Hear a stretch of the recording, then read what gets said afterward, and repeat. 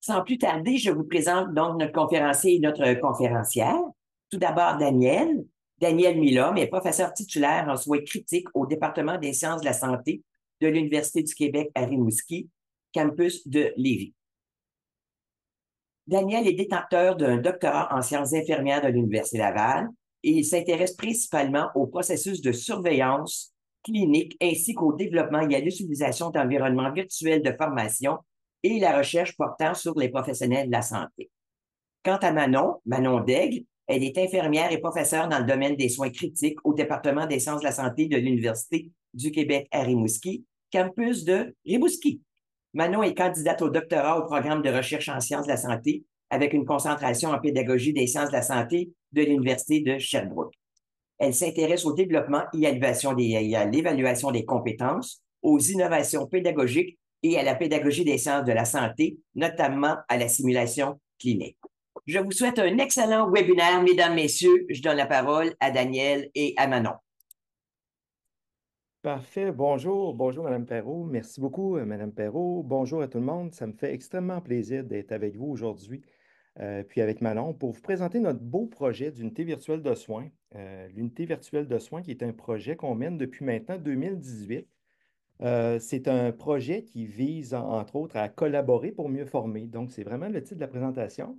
Et juste avant d'entrer de jeu, avant de commencer la présentation, là, je voulais remercier vraiment tous nos fidèles partenaires, là, l'UQAR, le ministère de l'Enseignement supérieur, l'Université du Québec, Cégep virtuel, le Centre de recherche de Chaudière-Appalaches, l'UQAT aussi, avec lequel on a des partenaires qui sont très, très, très précieux, le laboratoire Onéric et le laboratoire Corsair, donc le collectif de recherche sur la santé en région. Donc, c'est Manon qui va avoir le contrôle pour la présentation. Donc, je vais lui demander de temps en temps de changer de diapositive. Donc, Manon, on peut y aller. Donc, Si tu vous veux te voyez bien, tu vois présenter, bien, vous oui, voyez si bien. tu veux Parfait. peut-être juste te présenter, Manon, de ton côté, si tu veux. Donc, ben, c'est ça. Moi, je suis Manon Daigle.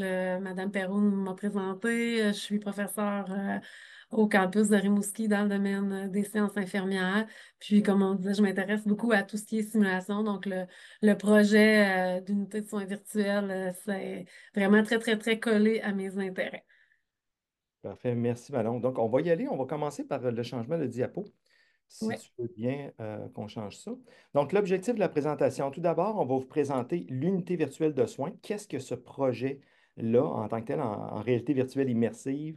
Je vais vous présenter aussi le résultat du travail de collaboration interordre qui vise, entre autres, à développer des capsules vidéo à partir des scénarios de simulation en réalité virtuelle, des scénarios qu'on a dans l'unité virtuelle de soins. Donc, on change de diapositive. Au niveau du plan de la présentation, c'est relativement simple. Donc, présentation de l'origine du projet de l'unité de soins et de ses phases de développement. Donc, on va vous expliquer concrètement parlant comment on procède, puis comment on a procédé depuis 2018 pour mener à terme, mener à bien ce projet, je vous dirais, là, qui a quand même de nombreux défis, mais qui a quand même beaucoup d'avantages aussi. Donc, la présentation du projet de capsules vidéo à partir des scénarios en réalité virtuelle, qui est comme une nouvelle partie du projet, si on veut, d'unité virtuelle de soins, là, qui, au départ, on avait uniquement une modalité pédagogique, on est tombé après ça avec deux, puis une troisième qui est des capsules vidéo à partir des scénarios en réalité virtuelle qu'on va vous présenter tout à l'heure. Et en troisième, on va discuter en regard des enjeux rencontrés, puis des bons coups effectués aussi.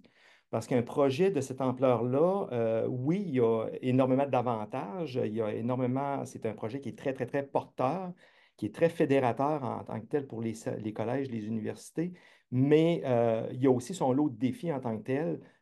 Et donc, on va pouvoir en glisser un petit mot en tant que tel, que ce soit pour les capsules vidéo, mais aussi pour le projet d'unité virtuelle de soins au sens large en tant que tel. Donc, on va y aller avec l'autre diapositive pour vous parler un petit peu des origines du projet UVS puis de ses phases de développement. C'est qu'au départ, il faut comprendre que l'unité virtuelle de soins est venue au monde, je vous dirais, en 2017, lors d'un souper de famille, un souper de Noël, où est-ce que j'ai appris que la réalité virtuelle existait. Donc, à Noël 2017, mon neveu me dit, Daniel, viens me voir en bas et je vais te présenter de la réalité virtuelle. Donc, moi, je n'avais jamais testé ça, j'essaye ça et là, le coup de foudre est venu. Et le coup de foudre est venu et ça l'a immédiatement, j'ai compris immédiatement qu'il y avait quoi à faire pour les infirmières. Pourquoi? Parce que dans le cadre des cours de soins critiques, entre autres, on a un volet théorique. Donc, le cours théorique qui présente les fondements de la pratique infirmière en contexte de soins critiques. Donc, on apprend clairement aux étudiantes et aux étudiants les fondements, donc comment on fait pour travailler dans les unités de soins critiques, d'un point de vue qui est beaucoup plus théorique. Parallèlement à ça, je vous dirais qu'il y a un volet aussi pratique. Le volet pratique, c'est les volets de simulation. Donc, simulation avec patients simulés, par exemple, avec mannequins. Donc, on a des séances de laboratoire, donc des séances de laboratoire pour la pratique proprement dit, donc des séances pratiques pour apprendre des fondements cliniques pratiques, mais aussi de la simulation avec mannequins. Et malgré tout ça, on a le volet pratique, on a le volet théorique, mais ce qu'on se rendait compte, c'est que dans le cadre du stage en soins critiques, parce que les étudiantes et les étudiantes ont un stage à faire dans le cadre du cursus de baccalauréat à l'université, je me rendais compte concrètement que les étudiantes avaient de la difficulté à mettre en application les acquis théoriques et les liens, entre autres, avec le processus de surveillance clinique en contexte de soins critiques, et tout ça lors du stage. Donc, comme je vous disais juste auparavant, j'ai commencé à enseigner le stage en 2005 environ, et je me rendais compte que peu importe ce qu'on faisait, on avait toujours de la difficulté avec les étudiantes qui allaient en stage. Souvent, il y avait de la difficulté à mettre en place le processus décisionnel, le jugement clinique, le raisonnement clinique et toutes les composantes qui sont sous-jacentes au raisonnement. Et je me rendais compte qu'il y avait de la difficulté avec le processus de surveillance. Et là, lorsque j'ai eu l'idée de l'unité virtuelle de soins intensifs, parce que le point de départ, c'était une unité virtuelle de soins intensifs, donc c'était pour former les étudiantes avant leur arrivée en stage, pour les exposer à une situation clinique authentique, donc un scénario authentique qui pourrait être confronté en tant que tel dans le milieu de stage pour faciliter la transition entre la théorie et la pratique. Lorsqu'est venue l'idée de l'unité de soins, comme je vous disais, à l'hiver 2017, aux fêtes 2017, j'ai commencé à réfléchir, puis c'est là que j'ai commencé à travailler avec mon collègue Frédéric Banville, qui travaillait aussi en réalité virtuelle à ce moment-là.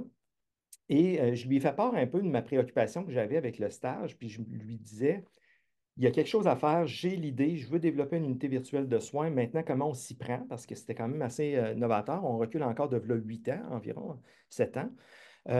Et l'idée, c'était d'avoir un point de vue pédagogique, mais aussi d'avoir un point de vue scientifique, parce qu'à l'université, on a quand même une portion recherche quand même très développée aussi. Donc, je voulais avoir un point de vue pédagogique, donc de sensibiliser les étudiantes avant leur arrivée en stage, d'avoir l'impression, le feeling d'y avoir déjà été sans même avoir mis les pieds là. Donc, première des choses. Tout ça de former les infirmières à déployer des actions mentales et comportementales dans un environnement contrôlé et sécuritaire. Je vous dirais que l'environnement contrôlé et sécuritaire est très, très, très important. Pourquoi? Parce que, on veut que les étudiantes puissent travailler, faire des erreurs, se faire corriger, qu'on soit capable de mettre en évidence qu'il puisse avoir des problèmes dans la prise de décision, etc., mais qu'on n'ait pas les conséquences chez le patient. Et tout ça d'un point de vue scientifique, de pouvoir analyser ce comportement-là après ça, faire des études, aller chercher justement les principales caractéristiques qu'on a dans l'unité de soins pour pouvoir analyser le fonctionnement cognitif, affectif, comportemental lorsque les infirmières surveillent. Et c'est là que l'unité virtuelle de soins est venue au monde, c'est-à-dire on parle de mars 2018, où est-ce que le premier chantier a eu lieu. Donc, on va changer de diapositive maintenant. Donc, c'est un projet collaboratif. L'unité virtuelle de soins, ce n'est pas uniquement un simulateur qu'on crée, c'est un projet collaboratif dans lequel chaque partenaire vient apporter sa contribution pour pouvoir faire grossir le projet. Autrement dit, c'est un projet sociétal dans lequel chaque constituante, que ce soit les universités, les collèges, les milieux cliniques, on parle même des milieux aussi à l'international en tant que tel. On a les hautes écoles en Suisse, entre autres. On a la France, la Belgique, le Luxembourg, la Suisse, qui viennent en tant que tels nous aider à développer des scénarios, valider des scénarios, nous aider avec les financements pour essayer de nous soutenir par le fait même, puis de pouvoir après ça bénéficier de ce qu'on développe en tant que tel dans l'unité de soins. Donc, ce n'est pas uniquement un simulateur. Je me plais toujours à dire que l'unité virtuelle de soins, c'est un genre de potluck à Noël dans lequel chaque personne apporte son plat pour venir manger tout le monde ensemble autour de la table. Donc, c'est vraiment un projet qui est collaboratif. Puis je vous dirais, c'est la principale force de ce projet-là, c'est de réunir les collèges, les universités, les milieux cliniques et même les gens à l'international en tant que tel. Donc, on va changer de diapo maintenant. Au printemps 2024, lorsqu'on a commencé à présenter à l'OQPC, donc au congrès de l'OQPC, on avait toujours ces volets-là. Donc, on a laissé sensiblement la même chose, mais ce qu'il faut savoir, c'est que l'unité de soins, on commençait avec une unité de soins intensifs en 2018. En 2020-2021, on a transformé l'unité virtuelle de soins intensifs en unité virtuelle de soins, dans lequel on n'avait plus seulement qu'une unité de soins intensifs, mais on avait aussi une urgence, des soins intensifs, une unité d'obstétrique, une unité de gérontologie pour développer entre autres les fondements de la collaboration interprofessionnelle, l'oncologie et les soins palliatifs, la médecine, la chirurgie et la santé mentale. Au moment où on se parle, en 2024, à l'automne 2024, l'unité virtuelle de soins, on parle d'environ 5 étages plus une unité d'urgence dans lequel on regroupe presque une quinzaine, 15-16 scénarios au moment où on se parle là, en réalité virtuelle immersive. Au final, on développe concrètement un milieu de travail où est-ce qu'on expose les professionnels de la santé à venir être confrontés à des situations cliniques authentiques par la technologie de la réalité virtuelle.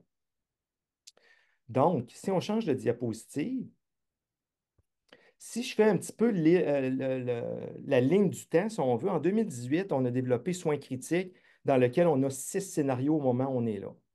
Après ça, on a continué entre 2018 et 2022.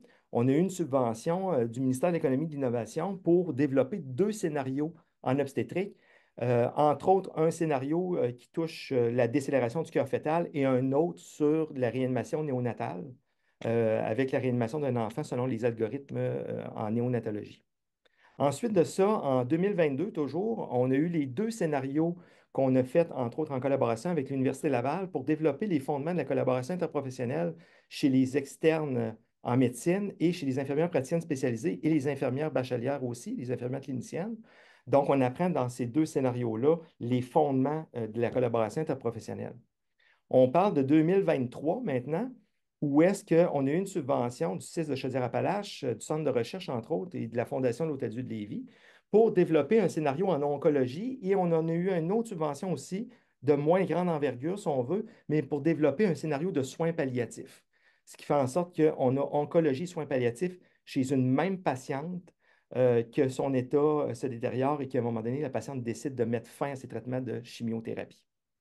Après ça, en 2024-2025, on travaille entre autres sur les unités de soins généraux. On travaille entre autres avec Cégep Virtuel, qui est un fidèle partenaire avec nous du réseau collégial, pour développer 3 scénarios. On a 3 scénarios de soins généraux jusqu'à maintenant.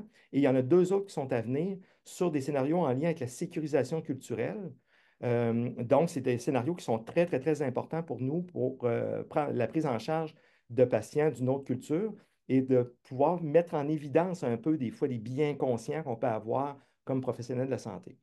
Et actuellement, on est entre 2024 et 2026, on travaille entre autres avec l'UQAT pour le Code Orange et l'international aussi, et l'ensemble des partenaires, on est à peu près 25 personnes qu'on pilote, une équipe de 25 personnes, pour développer un scénario de Code Orange en réalité virtuelle immersive dans le but de faciliter l'exposition des enseignants et des étudiants par le fait même, puis faciliter aussi la tâche des enseignants, tant au niveau collégial qu'universitaire que pour les milieux cliniques également. Donc, on a quand même beaucoup de scénarios en cours. Il y en a plusieurs qui sont terminés. Là, actuellement, on travaille sur 3 scénarios simultanément au moment où on se parle là pour les années 2024 à 2025, fin 2025 à peu près. Donc, on va changer de diapositive. Pour vous montrer concrètement ça ressemble à quoi l'unité de soins, on vous a préparé une petite vidéo que vous allez pouvoir voir. J'espère que J'espère que ça ne laguera pas trop, mais des fois, ça peut laguer un petit peu avec Zoom. Mais je vais vous laisser regarder un petit peu la vidéo, puis on pourra s'en reparler après.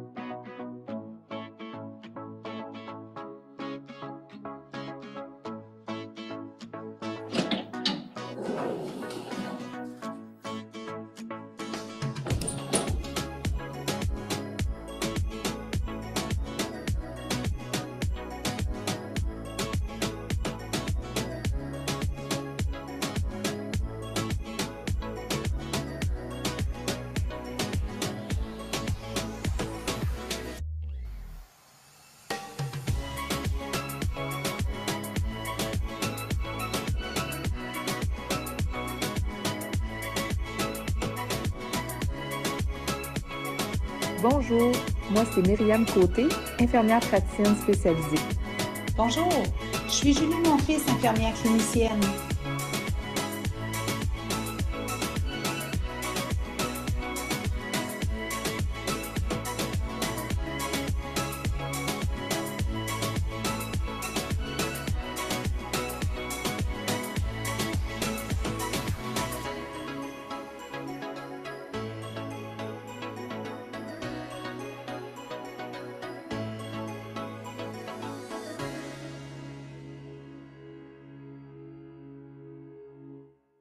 Merci, madame.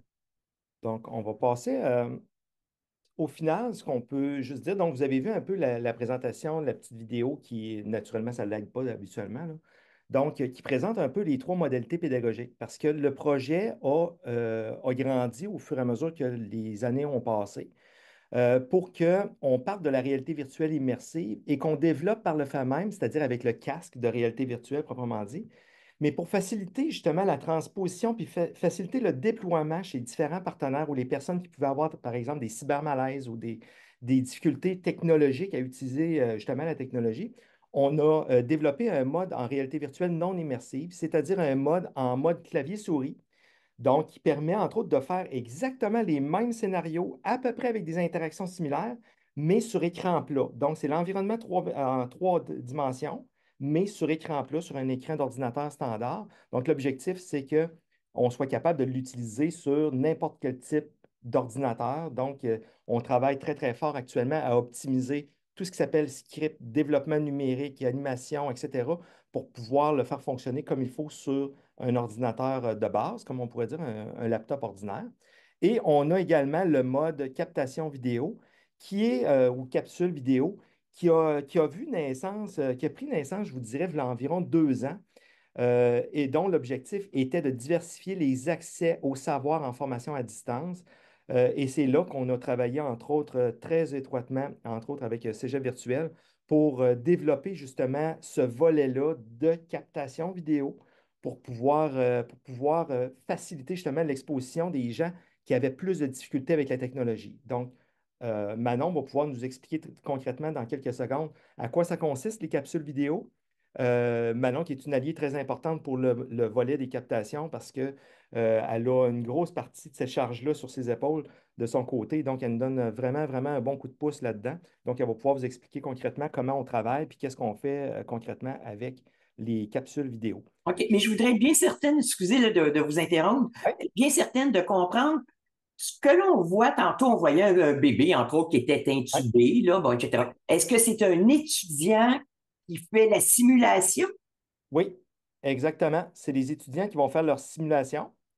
Et puis, l'environnement en tant que tel, le système, au final, le système va enregistrer chacune des actions de l'utilisateur. Puis après ça, on va avoir un rapport qui va sortir et qui va dire, tu as fait telle action à tel moment, tu as fait telle action avant telle autre action, et ainsi de suite. Puis en débriefage, on va avoir toutes les interactions avec l'enseignant qui va pouvoir reprendre les caractéristiques ou les actions qui ont été faites dans le simulateur pour pouvoir revenir avec les étudiants puis faire une rétroaction sur les actions qui ont été faites. OK. Donc, oui, pour répondre à votre question, oui, c'est les étudiants, c'est les étudiants. On l'utilise actuellement à l'université, là, entre autres, du côté de l'UQAL, Lévis-Rimouski, du côté de l'UQAT aussi. On utilise ces simulations-là avec les groupes d'étudiants au moment où on se parle. Mais à supposer que l'intubation est très mal faite, là, bon, hein, bon, Oui, est-ce qu'on en voit les impacts tout de suite ou... tout à fait. Tout OK. à fait. Dans le cas, un exemple de l'intubation, c'est pas si vrai que ça parce qu'au final, c'est le simulateur. On décide, tout est dans la décision. C'est pas l'étudiant qui va faire l'action d'intuber, lui, il va prendre la décision d'intuber. Et c'est là qu'il va prendre la décision, un exemple, d'augmenter l'oxygénation chez le bébé, d'augmenter la ventilation à pression positive, de diminuer l'oxygène. Et lorsqu'il va faire ces manipulations-là, il va prendre ces décisions-là, le système va réagir en conséquence. Donc, un exemple, vous allez voir la fréquence cardiaque accélérée, la saturation descendre. On voit vraiment les conséquences de nos actions. Et c'est la beauté de la réalité virtuelle, c'est que on voit définitivement la réaction du système aux actions qu'on fait en général. Merci. Donc, si on change de diapositive, Manon, donc le projet de capsule vidéo, à partir des scénarios en réalité virtuelle, Manon va vous le présenter dans quelques minutes, Mais c'est juste pour vous dire qu'on a eu des collaborations qui ont été hyper importantes dans le cadre des captations vidéo. Je réitère encore Cégep Virtuel et José Leblanc, entre autres, qui nous a donné vraiment un gros coup de pouce pour nous aider à développer ça en tant que tel. Pour développer tout le volet captation vidéo a été très important. Puis, il faut penser que, maintenant, on va l'expliquer tout à l'heure aussi, mais les captations vidéo sont disponibles sur le pavillon Rennes, sont libres de droit. L'important, c'est de citer la source, mais les gens peuvent les reprendre, faire des quiz dedans, peuvent utiliser ce matériel-là pour pouvoir créer et co-créer justement dans leur environnement, dans chacun de leur milieu d'enseignement. Donc, Cégep virtuel, on remercie énormément aussi le ministère de l'Enseignement supérieur qui ont cru en cette idée-là de créer justement des captations pour pouvoir diffuser à grande échelle partout sur le web. Donc, ça, comme je vous dis, toutes ces capsules-là sont disponibles. On a le l'UQAT qui sont des précieux partenaires, je vous dirais, depuis un an, depuis 2020, mais depuis un an, d'une façon très, très, très serrée au niveau de l'animation 3D, qui nous donne un bon coup de pouce. Et naturellement, l'UQAR, puis tous les gens qui ont cru au projet en tant que tel. Donc, les collaborations pour les captations, l'UQAR a joué un rôle très important aussi par le fait même. Donc, Manon, je vais te laisser continuer si tu veux avec l'équipe en tant que telle, puis je vais te laisser continuer un petit peu jusqu'à la fin si tu veux.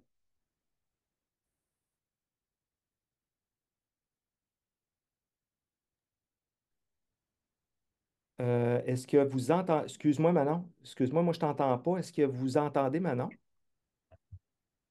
Non.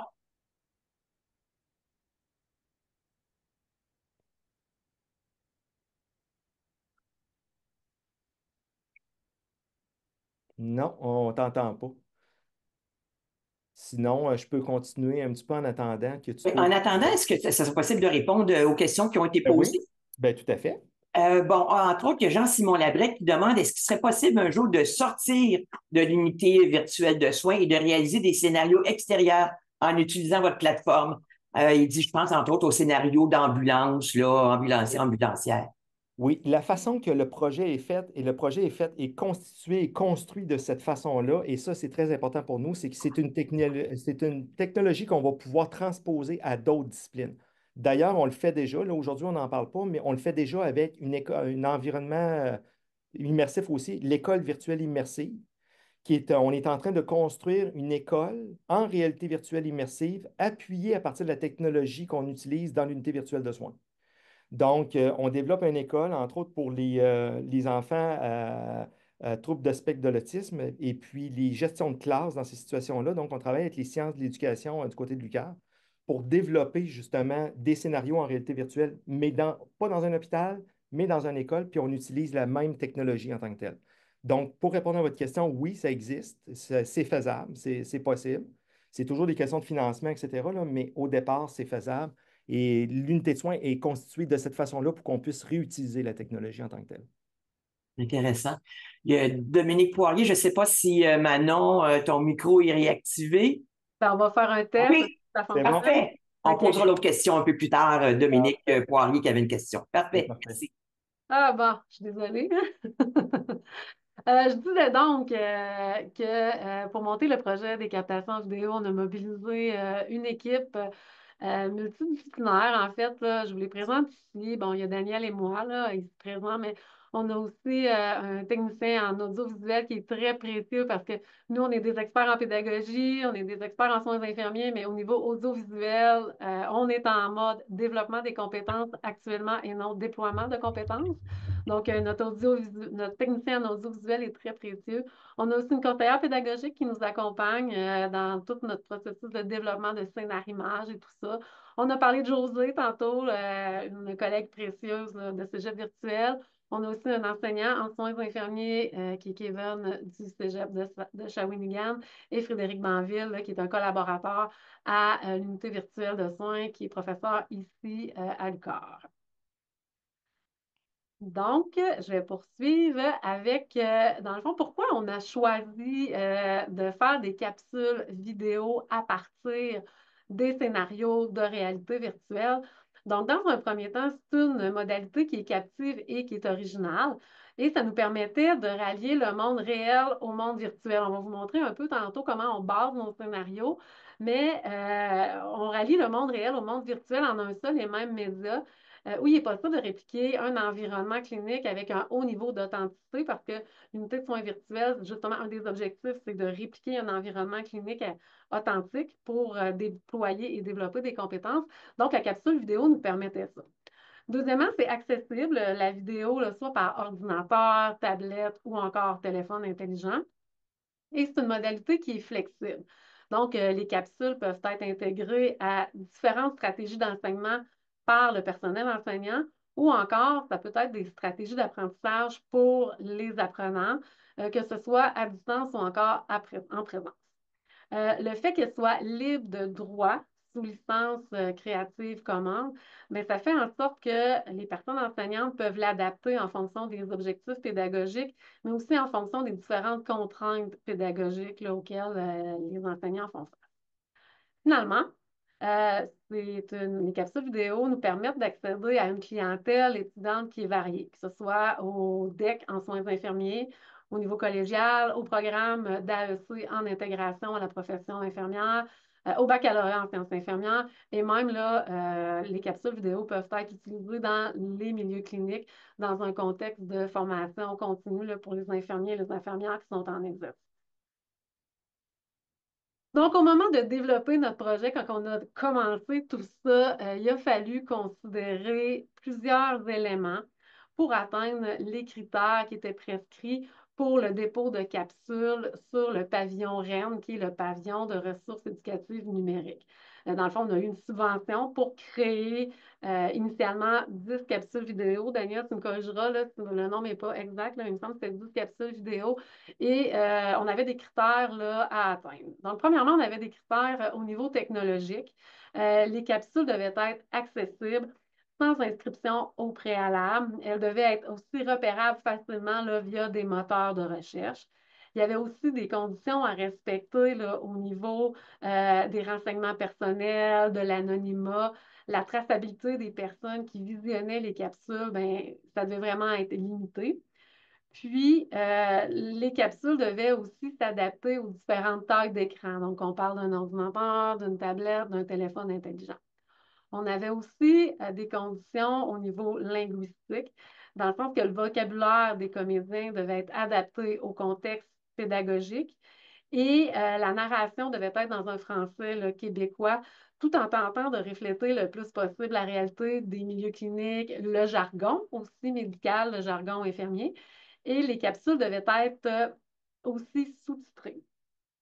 Au niveau pédagogique, le contenu devait être flexible et adaptable, qui permettait là, une utilisation dans divers contextes, différentes approches pédagogiques.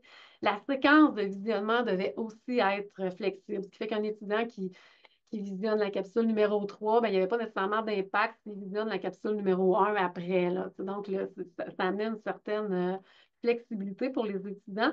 Et les étudiants devaient aussi être autonomes pour y accéder sans devoir passer par l'enseignant, par exemple.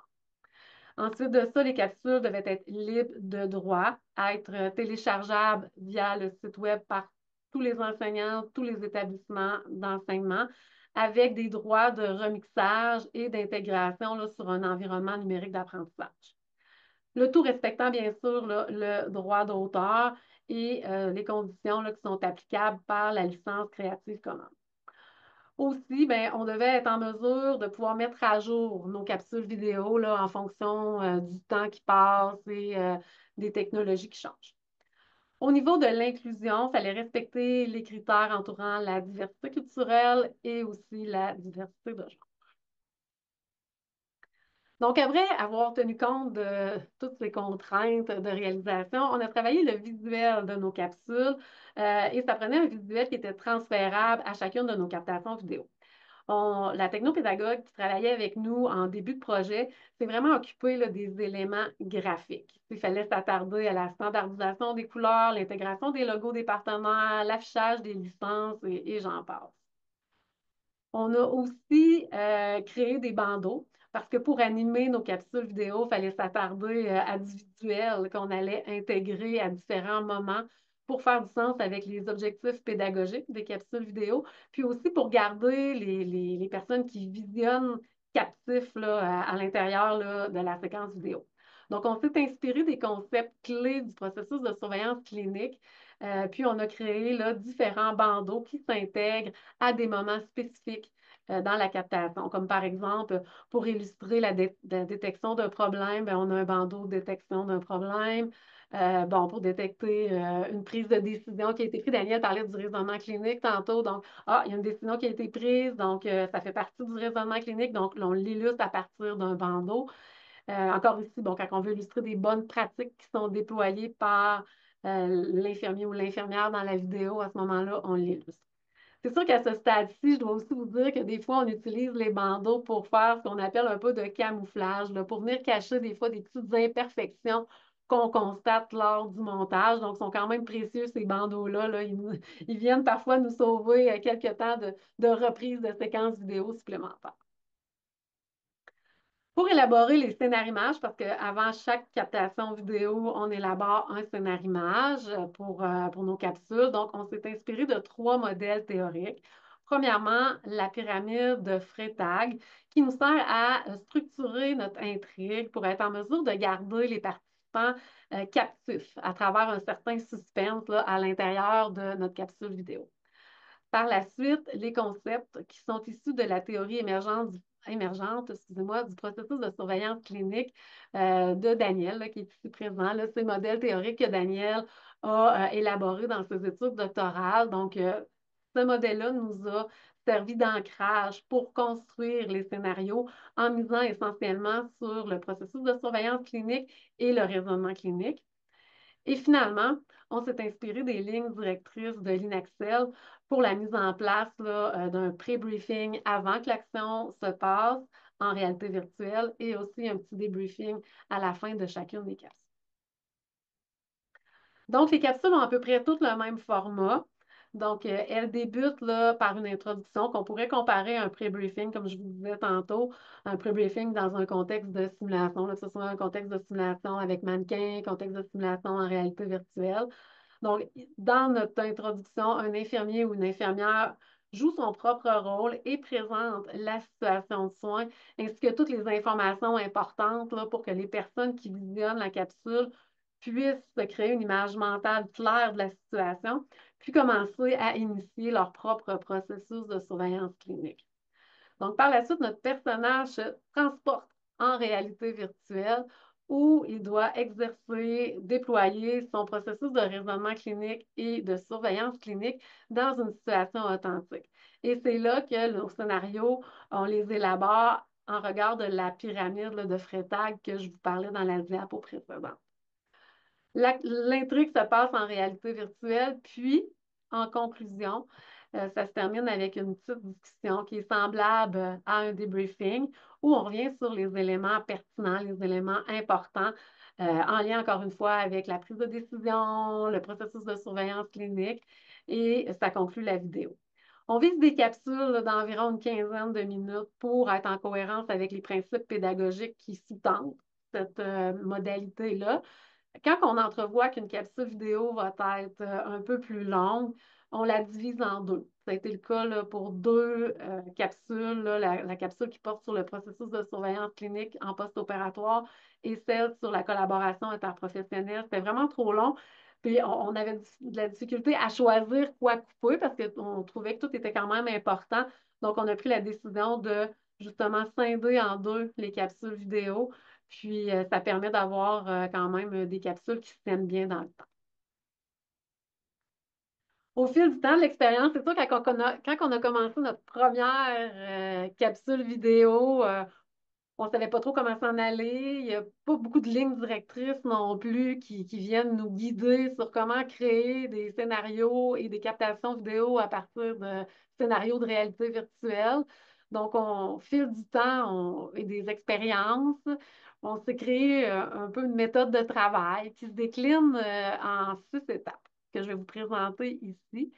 Dans le fond, au début, qu'est-ce qu'on fait? Par quoi on commence? Bien, on sélectionne le cas à partir des scénarios qui sont disponibles dans l'unité de soins, mais aussi en fonction de ce qui avait été aussi demandé dans la subvention. Qu'est-ce qu'on avait proposé dans la subvention? Donc, on avait quand même une certaine ligne de conduite à garder. On identifie les objectifs pédagogiques à travers notre captation vidéo. Puis, il y a une personne qui fait le premier jet, là. C'est soit Daniel qui fait le premier jet, soit c'est moi, là. C'est vraiment dépendant des scénarios. Puis souvent, on y va avec le scénario avec lequel on est plus à l'aise. Donc, Daniel, s'il connaît plus un scénario, ben, il va faire le premier jet. Si c'est moi, ben, je vais faire le premier jet. Puis, par la suite, le scénario, il est validé par le reste de l'équipe pour s'assurer de la validité du contenu puis s'assurer là, que ça tient la route d'un point de vue pédagogique. Donc, à cette étape-là, souvent, on cible déjà là, des moments précis où on va intégrer des bandeaux, des images pour venir capter les participants pour qu'ils soient en mesure de faire du sens avec les objectifs pédagogiques. Après plusieurs allers-retours, là, ici, j'ai marqué scénarimage V3, mais souvent c'est V4, V5. Là. Après plusieurs versions, on arrive à une version finale. Puis là, on prépare le tournage, on trouve nos comédiens pour incarner notre personnel infirmier, donc nos personnages en réel, mais on trouve aussi des comédiens pour des fois réenregistrer les voix en réalité virtuelle. Je vous dirais que c'est, avec le temps, on a appris que c'est très important de bien préparer nos comédiens. C'est important de leur envoyer le scénario d'avance et de leur faire lire à voix haute pour s'assurer que le verbatim colle bien à leur personnalité et à leur façon de s'exprimer. En quatre, après le tournage, bon, donc c'est le montage vidéo avec notre technicien en audiovisuel. Et lors du tournage aussi, là, on s'assure d'être là, moi et Daniel, ou un des deux, là, pour s'assurer que tout se passe bien. C'est important parce qu'on connaît bien notre scénario. Puis c'est arrivé des fois qu'on avait planifié faire les choses d'une façon, puis qu'on change en cours de route parce qu'on se rend compte que finalement, une prise de vue, ce serait mieux, ou telle chose dite d'une telle façon, c'est pas nécessairement clair, ça sort pas comme on pensait. Fait que ça arrive des fois qu'on change des choses en cours de route. Après le tournage, donc là, c'est le montage et le technicien nous envoie une première version. Et nous, on s'occupe d'animer la capsule avec des bandeaux, d'autres stratégies interactives, là, comme une fois pour garder là, les participants actifs. Et là, on valide, on revalide à plusieurs reprises pour avoir finalement un produit final où il reste le sous-titrage à faire. Puis on fait des dernières validations auprès de l'équipe et on diffuse sur la plateforme REM après ça. Ce qu'il faut garder en tête aussi, c'est que avec le temps, les capsules vidéo qui sont présentement sur la plateforme REN, c'est des capsules vidéo qui ont été tournées à partir de scénarios déjà existants dans l'UVS. Là, présentement, quand on monte des nouveaux scénarios en réalité virtuelle, on garde maintenant en tête qu'on va faire une captation vidéo. Donc ça change toute la façon de travailler, en fait. Ce qui arrive, c'est que là, en montant notre scénario, on se dit, ah, ça, on va l'avoir en capsule vidéo. Donc, on porte une attention particulière au verbatim de nos personnages, qu'est-ce qu'ils vont dire, comment ils vont être animés, pour pouvoir les réutiliser dans la captation vidéo et éviter de faire du tournage supplémentaire, de devoir réinventer un peu des parties scénarios. Donc, ça nous sauve du temps. Ça aide pour la création du scénarimage, puis aussi pour une meilleure intégration de nos personnages en réalité virtuelle à l'intérieur de nos captations vidéo. Donc, nos prochains scénarios, là, ou ceux qui vont sortir prochainement, là, ils ont vraiment été pensés différemment. Puis nous, ben, c'est un apprentissage qu'on a fait en cours de route. Là. Je ne sais pas si Daniel, tu veux compléter à ce sujet-là, mais ça a quand même été itératif comme processus. Donc, présentement, les capsules, comme je disais, sont toutes hébergées sur le pavillon REM du ministère de l'Éducation. Il y a des capsules qui ont deux parties. Donc, on les voit ici. On a une capsule qui traite plus du processus de surveillance clinique. Ensuite de ça, on a deux capsules sur la surveillance post-opératoire, capsule en réanimation, une surveillance lors d'un traitement en chimiothérapie et on a deux capsules qui portent sur la collaboration interprofessionnelle. Il y a des capsules qui s'en viennent, donc ça s'en vient là, vraiment d'ici, bon, on peut dire fin octobre, début novembre, là, c'est très près d'être publié. Donc, on a des nouvelles capsules, soit en obstétrique, dilemme éthique dans un contexte de soins critiques, capsules aussi portant sur le processus de surveillance clinique lors d'un syndrome coronarien aigu. Puis aussi, on a eu des belles subventions, comme Daniel disait tantôt, pour développer des scénarios qui visent le développement des compétences en matière de sécurisation culturelle des soins. Il y a un premier scénario qui a été développé en collaboration avec le Cégep de Rimouski, où on a reçu une subvention là, via le pôle de l'Est en enseignement supérieur. Puis à partir de ces scénarios-là, on a reçu des subventions du ministère pour développer 4 autres scénarios qui portent vraiment sur le raisonnement clinique d'un étudiant dans un contexte collégial, tout en développant la compétence en sécurisation culturelle. Donc, ça s'en vient aussi, là, c'est en cours de réalisation. Donc, on va vous montrer un court montage vidéo là, pour vous montrer un bref aperçu de quoi ça a l'air, ces capsules-là, quand on rallie le monde réel au monde virtuel.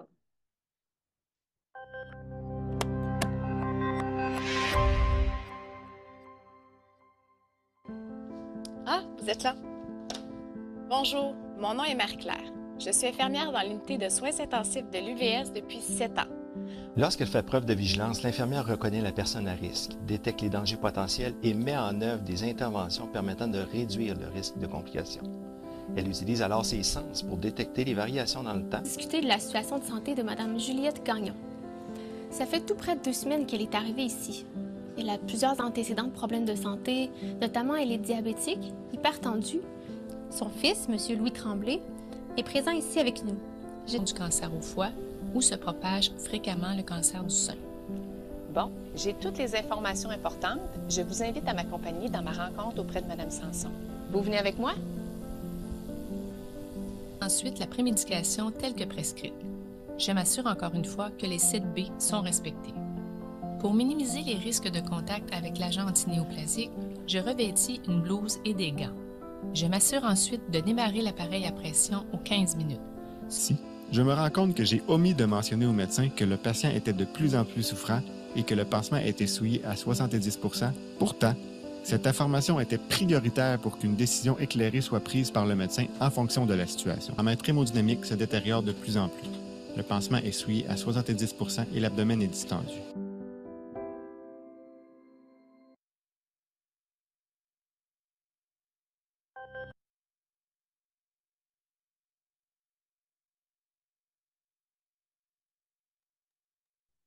J'avais oublié d'imiter. Est-ce que je peux vous poser une question? Je vais être bien certaine que je comprends.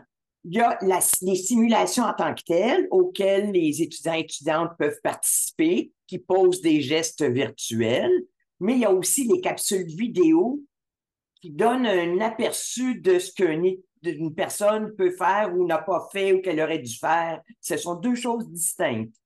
C'est ça? Oui, oui. Mais à partir du même médium qui est l'UVS. OK. Est-ce que tout le monde a accès aux deux types de ressources? Qui a accès à ça? Les capsules vidéo sont disponibles sur la plateforme REM. REM. Cette plateforme-là est disponible à tout le monde. Donc, tous les enseignants peuvent y avoir accès, les étudiants, c'est disponible, c'est open source, là. Tout le monde peut y avoir accès. C'est ça. Et pour ce qui est de l'unité de soins proprement dit, le lancement officiel n'est pas fait encore. Ça devrait être fait progressivement en 2025, à partir de l'été 2025, où est-ce que les partenaires les plus proches vont avoir des accès comme privilégiés pour faire les validations des versions bêta du simulateur. L'idée, ce serait qu'à la fin 2025, on puisse vraiment avoir le système de clé d'activation, le système d'être capable de se brancher à distance et ainsi de suite. Donc, comme Manon dit, les capsules vidéo sont déjà disponibles. Si on en met régulièrement, là, il va y en avoir 3 qui vont sortir bientôt, là, d'ici probablement la fin novembre, fin octobre plutôt. Puis le simulateur, lui, en réalité virtuelle, actuellement, au moment où on est là, c'est vraiment les partenaires les plus proches qui le testent et qui l'utilisent en testant en même temps, au final.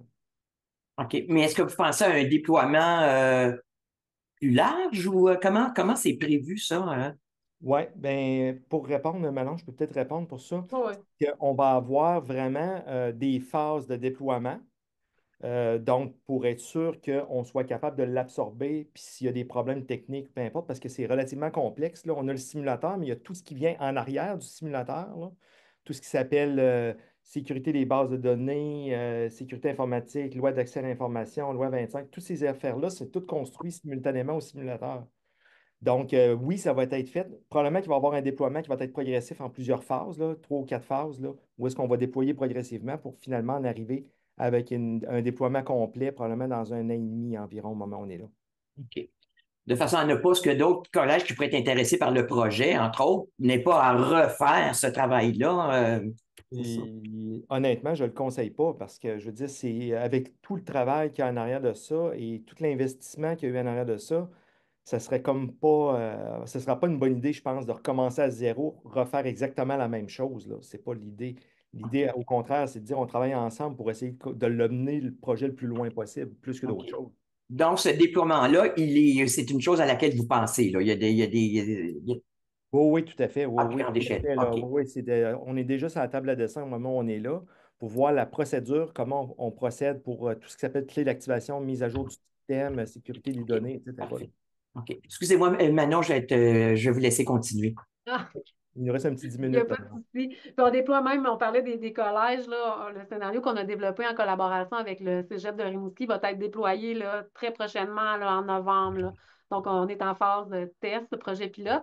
Mais quand Daniel dit qu'on travaille avec les partenaires, mais c'est un peu un bel exemple là, de comment ça commence à se déployer petit peu par petit peu là, avec nos partenaires, là. Pour poursuivre, ben, dans le fond, tantôt, je disais que c'était une modalité qui était flexible quand même, la capsule vidéo. Puis, je tenais à vous partager ma propre expérience parce que moi je donne un cours de stage en soins critiques et un des objectifs, c'est que les étudiants déploient leurs compétences parce qu'on est rendu dans un stage. Donc, je veux vraiment les mettre en contact avec des activités authentiques le plus possible. Mais j'ai quand même plusieurs étudiantes à distance. Donc, j'avais le souhait de faire des activités en mode asynchrone. Et j'ai développé des activités à partir de nos capsules vidéo où j'ai créé des vidéos interactives à partir de H5P que possiblement là, vous connaissez, là, une extension qui est intégrée dans Moodle. Puis j'ai intégré justement du vidéo interactif pour stimuler le raisonnement clinique là, à partir du visionnement des vidéos. Donc, c'est une façon originale de mettre les étudiants en contexte authentique. Puis, ça fait un peu changement de nos activités là, de simulation avec mannequin ou nos activités de simulation là, en réalité virtuelle. Donc, avant de terminer, Daniel, tantôt, on disait qu'on avait rencontré quand même des enjeux, mais on a aussi des bons coups qu'on a réalisés là, à travers ce projet-là. Donc, je vais y aller quand même rapidement. Je vois le temps passer. Donc, un des premiers enjeux, ben, c'est entourant les ressources humaines. Donc, ça, c'est vraiment d'avoir les ressources humaines nécessaires là, pour mener à terme tous ces projets-là, autant au niveau des techniciens en audiovisuel, des comédiens pour filmer, donc pour filmer, pour participer à nos captations. Ensuite de ça, ben, on le voit comme un enjeu, mais on le voit aussi comme un bon coup là, de se développer une méthode de travail qui était fluide, qui permettait là, à chacun de contribuer avec leur force. Donc, au début, on l'a vu comme un enjeu parce qu'il a fallu développer la méthode de travail, mais au fur et à mesure, ben, c'est devenu un bon coup. Ensuite de ça, un des pièges dans lesquels on est tombé, ça, je pense que c'est important quand même de le mentionner, c'est qu'initialement, on voulait répliquer les scénarios de simulation virtuelle, puis les transposer en captation vidéo.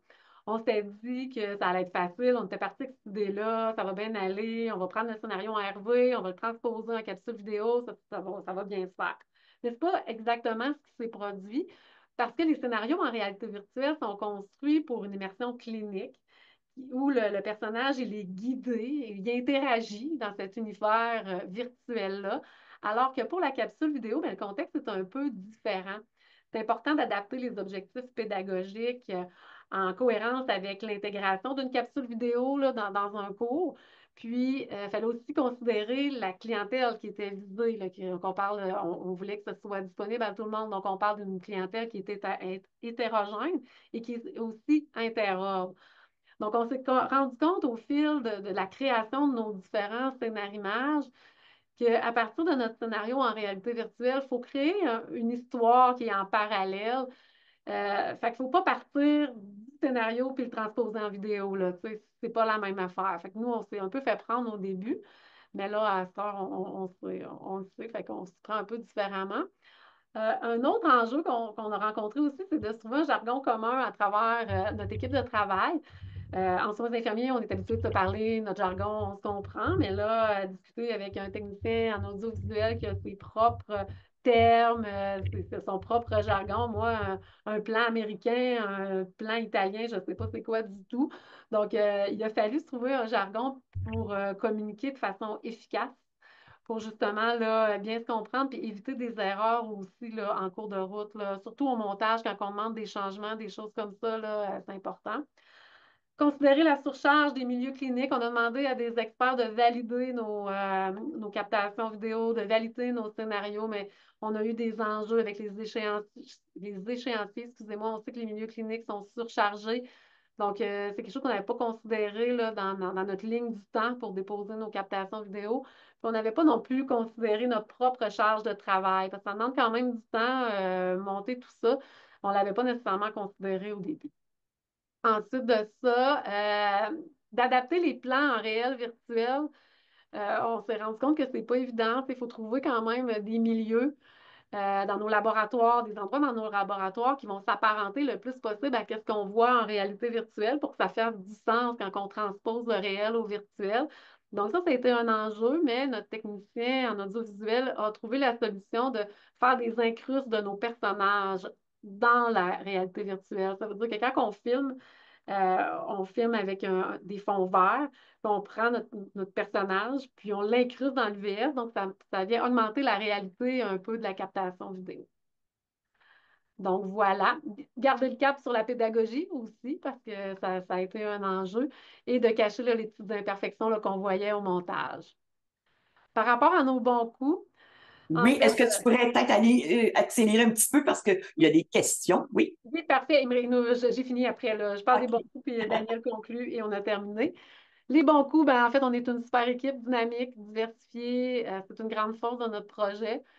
Les membres de l'équipe font preuve d'ouverture d'esprit, d'agilité et d'engagement, ce qui crée vraiment là, un climat propice à la créativité. Je vous disais tantôt qu'on avait développé une méthode de travail au fil du temps. Les capsules sont validées. Il y a une structure qui est rigoureuse de validation. C'est un produit qui est original. On n'a pas vraiment vu ça jusqu'à maintenant. C'est quelque chose qui est quand même nouveau de rallier le monde réel et le monde virtuel. C'est une nouvelle façon de former, autant à distance qu'en classe. Ça disponibilise là, des ressources complémentaires à l'UVS, parce que dans le fond, on peut s'en servir dans notre pédagogie après des scénarios qui sont vécus en réalité virtuelle. Et voilà. Donc, le petit débriefing en fin aussi, ça nous aide. Là, c'est un élément important pour faire du sens avec les objectifs pédagogiques. Donc, je laisse la conclusion à Daniel. Oui, parfait. Merci beaucoup, Manon. Oui, Donc, parce que j'ai une question importante à vous poser. parfait, il n'y a pas de problème. Donc, l'UVS est attractive et plaisante. Elle permet également un sentiment de présence élevé. C'est ce que les études nous montrent, les études qu'on a faites dans l'unité de soins. L'UVS, elle offre trois modalités pédagogiques, soit la simulation immersive, la non immersive et la captation vidéo, la capsule vidéo. La capsule vidéo, elle rallie le monde réel et le virtuel, ce qui fait d'elle une modalité pédagogique originale, complémentaire et flexible pour la formation des professionnels de la santé dans des domaines spécifiques. Et au final, on pense sincèrement que l'UVS va être un outil complémentaire qui va permettre de former les professionnels de la santé, notamment dans le domaine des soins critiques, des soins généraux et obstétricaux, puis de la gérontologie et de l'oncologie. Donc, ça met le point final un peu à la présentation d'aujourd'hui. Si des fois vous avez des questions, des choses comme ça, on peut continuer. Sinon, Oui, c'est parce que les webinaires, c'est 60 minutes, puis on s'arrange Oui. pour ne pas dépasser le délai. Alors, il nous reste 2 minutes pour répondre à une question de Dominique Poirier, que je trouve intéressante. Concrètement, comment l'étudiant peut-il prendre une décision? Est-ce qu'il y a des choix d'action parmi lesquels il choisit? Comment ça se passe, la prise Ouais. de décision? La beauté de la chose, c'est que dans l'unité de soins, toutes les interactions se font avec une tablette de type iPad, mais virtuelle. Ce n'est pas un vrai iPad. L'iPad, on l'a dans le jeu en tant que tel, et toutes les interactions passent par là. Et la beauté de la chose, c'est que les interactions sont multiples ou à peu près à l'infini. Toutes les actions peuvent être faites sur n'importe quel appareil. On peut parler au patient, on peut aller sur le moniteur, on peut prendre la pression à gauche, à droite. Tout ça se déroule à partir d'une tablette virtuelle. Le joueur ou l'utilisateur a les choix sur la tablette. On lui demande parfois est-ce que l'évolution est favorable ou défavorable, puis il y a les jugements qui sont pris à partir de là. Donc, toutes les actions se font à partir d'une tablette. Merci. il y a quelqu'un qui demandait, pourriez-vous répéter le nom de la plateforme utilisée pour les activités en réalité immersive? Ça, j'imagine qu'il s'agit des capsules vidéo, Ouais, peut-être, ça va là. être les capsules sur le pavillon REN, pavillon Oui, des ressources éducatives numériques du ministère de l'Enseignement supérieur. On marque UVS et oui, automatiquement, vous allez tomber directement sur les 7 capsules qui sont là OK. présentement. Il y en a 3 autres qui vont arriver d'ici 2 semaines à peu près au maximum sur le pavillon.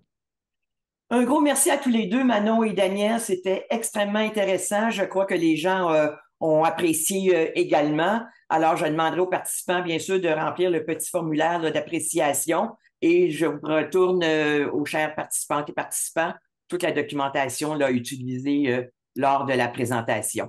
Alors, merci à vous deux. Bien, Fort merci, inspirant. On se dit à une prochaine fois. J'espère que j'aurai la chance de vous rencontrer. Alors, merci et à bientôt. merci beaucoup. Merci Merci. infiniment. Au Merci. revoir. Au revoir.